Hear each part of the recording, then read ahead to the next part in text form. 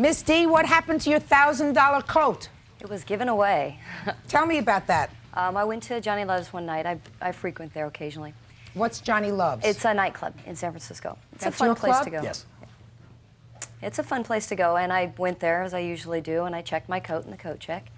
And when I went back that night, gave her my number, and she handed me back a coat that wasn't mine, and it wasn't even the correct number. And then when she went to look for it, she couldn't find it. She said, "Oh my God, I must have gave it away to somebody else." So, what happened to her coat? You're Johnny Love? Is that your... Well, that's Matheny, but the nightclub is called Johnny Love's, and if you ever go in there, it's a very busy, upscale crowd, a lot of women. We try to provide a service. We have a coat check. It's no charge.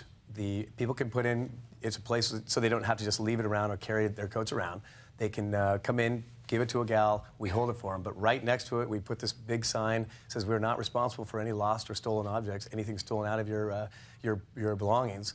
We put it there because we know that it's very busy. The lady is overwhelmed a lot, and we just want to make sure that people do understand. We want to make sure here's the sign. We have the sign. Can I see that sign, please? We brought a picture of it where it's right next to. I'm David Kiernan, General Manager at Johnny Love's. I decide on all the policies for the company. Okay, Johnny Love's is not responsible for articles that are lost, stolen, or left behind. That's what you have here. The reason why we put up this sign was that we been there for 4 years, and we've come across this on a number of occasions.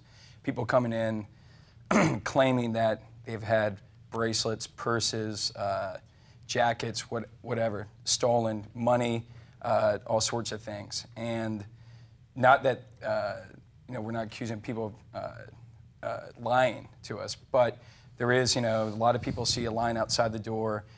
In the nightclub industry, you get a lot of people, they see this big line, 500 people coming in each night, and say, okay, these guys, they got some cash, it's time to, cash in. When was the first time this lady told you, either one of you two gentlemen, that this had happened to her coat? It was at the end of the night. Who did you tell? She told myself.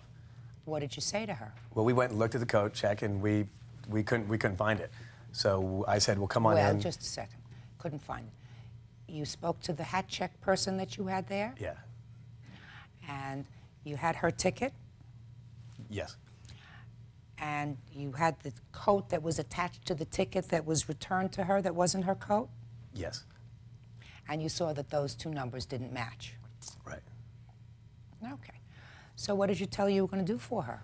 I said, well, we'll try to figure this out. Let's sit down. Come on in, because this is the end of the night. It was 2 in the morning. We're still busy closing up. I said, bring the receipt for the coat in. We'll sit down and talk about it. Try to figure out some way to solve it. And we never really crossed paths, never could get together at the same time. And why is that? I think we're just both busy. Is that why? I tried 9 times to call him, left him messages. He called me back a few times, kept saying, come in on Friday night, come in on Friday night. And I said, Friday night's a bit of a busy night. Can we do it at another time? Oh, no, don't worry about it. Just come in on Friday night, no problem. I came in 2 weeks later because that following Friday night I couldn't come down. I was out of town. And then when I came down, I waited around till midnight. Then Johnny finally showed up. And I tried to talk to him, but he was busy socializing and doing what he does and having a great time singing on the stage and everything. And finally I got one of his bouncers to get him for me, and I tried to talk to him.